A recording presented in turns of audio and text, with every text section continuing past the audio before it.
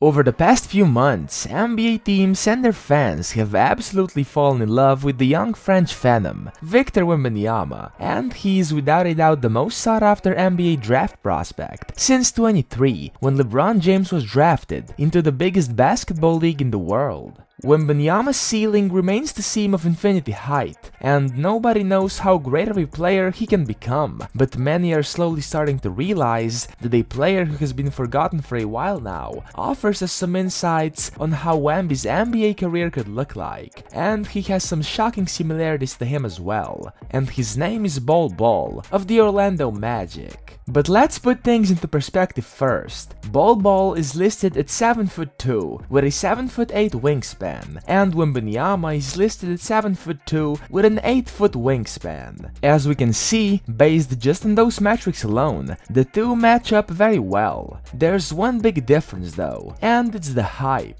Bol Bol was indeed given the unicorn label and was heavily recruited by college scouts, yet he still hasn't had the same level of hype and expectations as Wembanyama, who was given the alien label. After the early struggles though, Bol is finally living up to the hype with Orlando. He was ranked 4th in the country, trailing only Zion Williamson, RJ Barrett, and Cam Reddish. While playing for Oregon, he averaged 21 points and 9 rebounds per game, scoring from every level possible and protecting the paint together with it, but was unfortunately sidelined with a foot injury and only played 9 games. Before the injury, he was a projected lottery pick, but soon after he was sidelined, the scouts became skeptical, which caused his draft stock to plummet, so much so that he fell to the 2nd round and was drafted by the Miami Heat, who traded him to the Denver Nuggets. After that, he struggled to find minutes in a crowded front court in Denver while on a 2-way contract, but now he's finally found home in Orlando.